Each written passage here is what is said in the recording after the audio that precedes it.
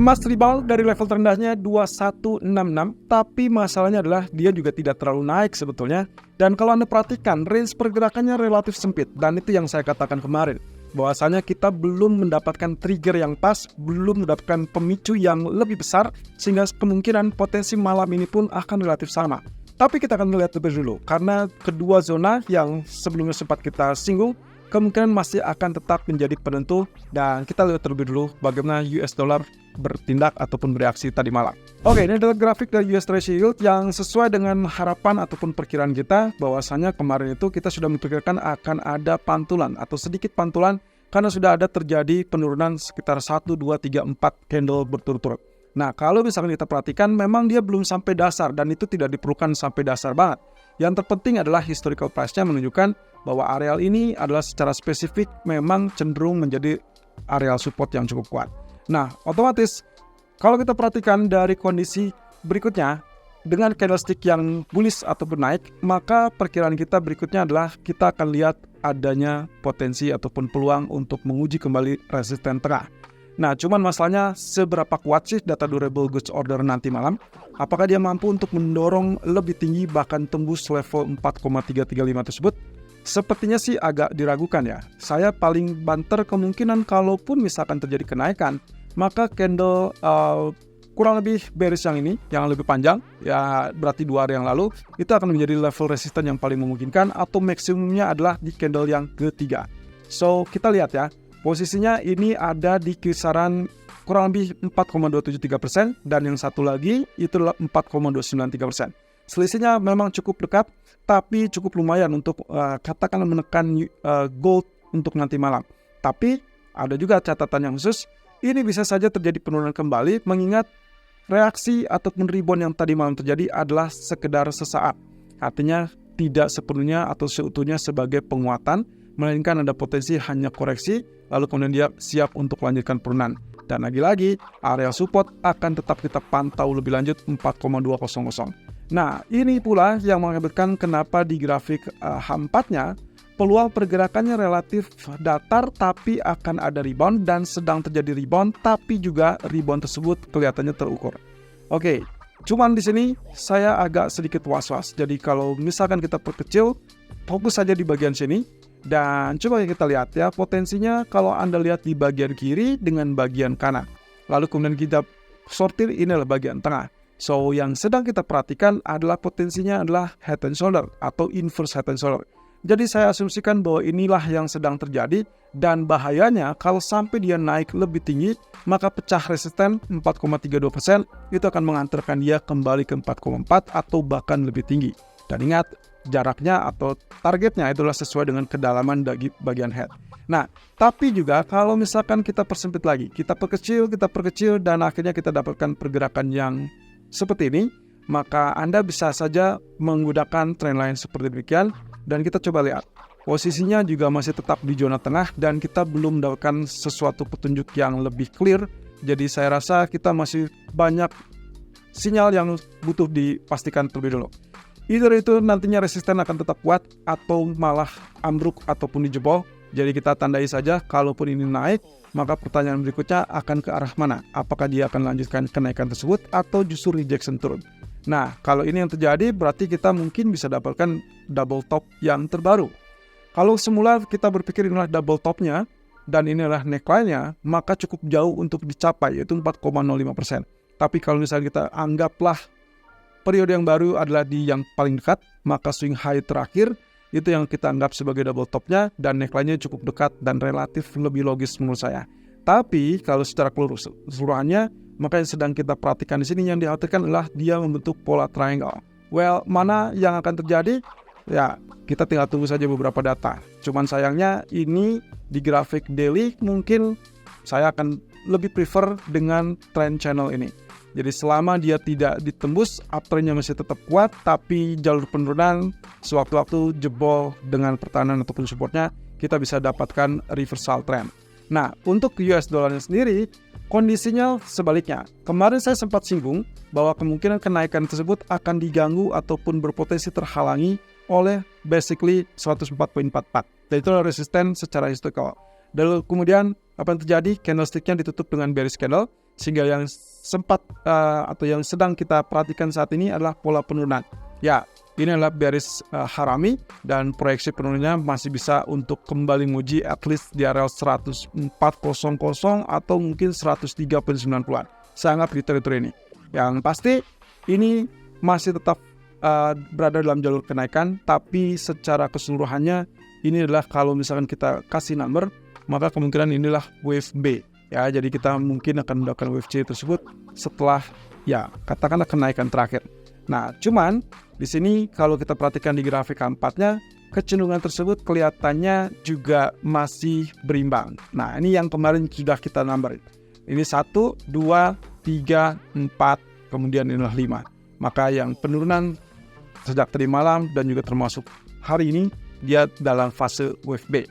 Kalaupun terjadi kenaikan, katakan durable goods ordernya bagus, maka kita anggap itulah wave B. Kemudian barulah kita akan dapatkan wave C setelah ya beberapa data ekonomi. Nah, oke, berarti dengan demikian kalau lihat dari kondisinya kelihatannya pound sterling terbantu banget dengan posisi pelemahan US dollar, dan itulah yang terjadi.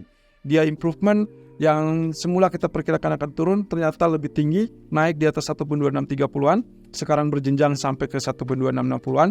Nah, cuman pertanyaannya adalah standar, apakah dia akan melanjutkan kenaikan tersebut apa tidak? Ya, kita memiliki resisten 1.2660 ataupun 1.2680. Selama dia tidak tembus area ini, ya kurang lebih saya tandai 1.2680 saja, kondisinya akan relatif rejection turun, dan itu akan berarti berbalik menjadi negatif untuk pound sterling. Tapi kalau misalkan sampai dia berhasil naik, maka sangat terbuka kemungkinan untuk 1.2720 ataupun 2740. Dan kita lihat terlebih dulu ya, posisinya yang paling memungkinkan yang mana. Kalau kita perhatikan dari grafik daily-nya, kelihatannya ini ada kenaikan yang cukup signifikan. Ya, ini dikarenakan kemarin kita sudah sempat singgung, MA200-nya kemungkinan menahan penurunan, dan itulah yang terjadi. Jadi kondisi inilah yang membuat kenapa posisinya kita harus manfaatkan untuk kembalikan terlebih dulu. Kalaupun iya, maka kenaikan tersebut hati-hati, saya tinggal pilih dengan candle hitam ini yang panjang, maka targetnya adalah maksimum di 50% real body, dan perkiraan saya adalah 1.2700 atau 1.2720. Ini berarti kembali ke grafik H4-nya. Potensi pergerakan bisa saja tembus 1.2680, tapi jangan harap dia bisa lanjut kenaikan di atas 1.2740. Kelihatannya agak sulit. Walaupun ya kita anggap saja dolar relatif lemah berarti menguntungkan di sisi pound sterling. Tapi sayangnya kondisi tersebut tidak akan bertahan lama karena pound sterling sendiri agak sedikit goyah. Jadi tidak stabil. Well, untuk sementara Anda bisa lakukan buy, tapi yang saya pilih adalah 1.2620, 1.2640. Silakan buy, tapi hati-hati 2680. Anda boleh exit dulu atau Anda bisa hold dengan asumsi bahwa kalau terjadi penurunan secara mendadak, Anda segera cut dan segera bertindak. Ya, level support yang paling memungkinkan untuk dikejar adalah 1.2550 kembali. Tapi kalaupun Anda ingin mengincar sell, saya lebih prefer Anda tunggu saja mendekati 1.2680 atau 1.2700. Karena kalau memang asumsi saya benar, di grafik daily tadi adalah 50% 1.2720, maka kemungkinan rejection akan muncul di zona tersebut. Nah, sementara untuk crude oil sendiri, sayangnya head and shoulder gagal total. Kenapa? Karena posisinya dia kembali di atas neckline. Jadi kita hapus saja, proyeksi dari head and shoulder tidak terjadi dan tidak terwujud, maka kemungkinan kecenderungannya adalah berbalik naik.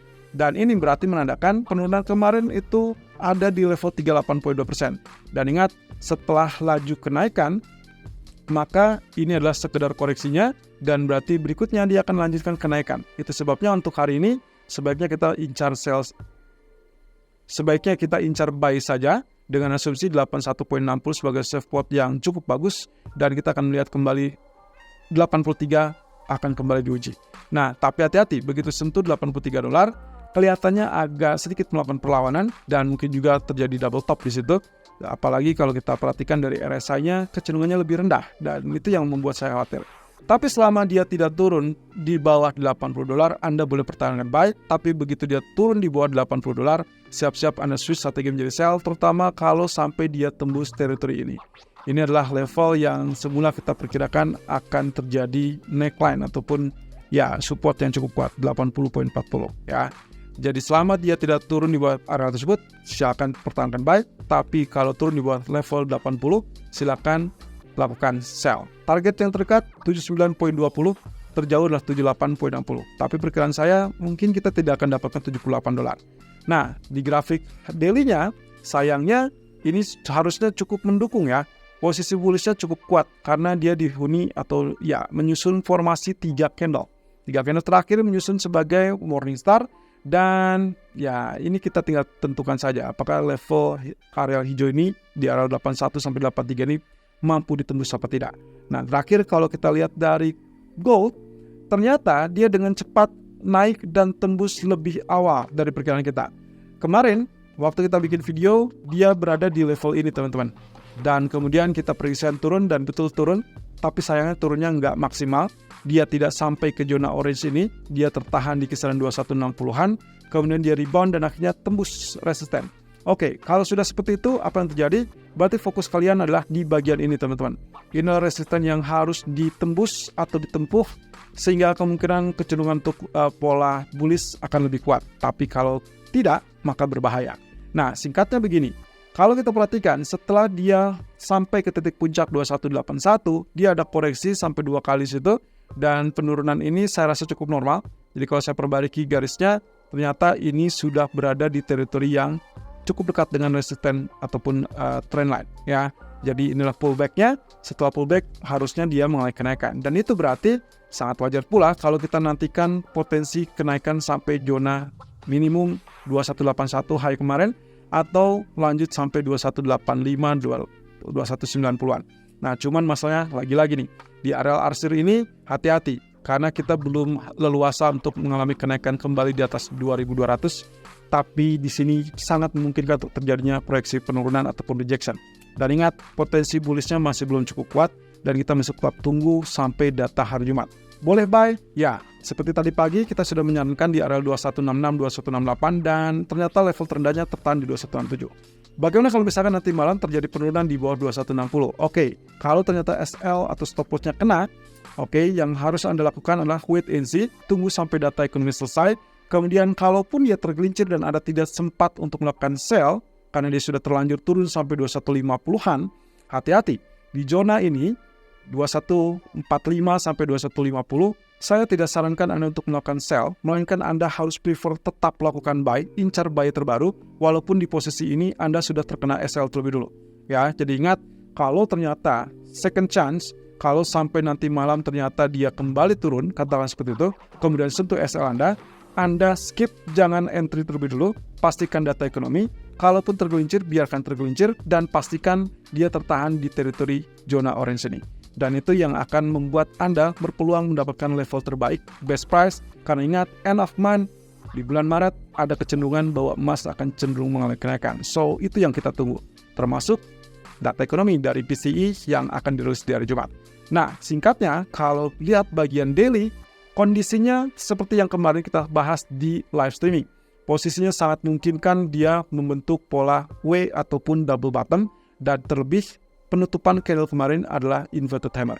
Jadi kita asumsikan 2143 masih tetap kuat, lalu kemudian 2160 masih tetap kuat. Kita tinggal tunggu apakah dia mampu tembus 2188 apa tidak. Saya rasa untuk hari ini mungkin tidak.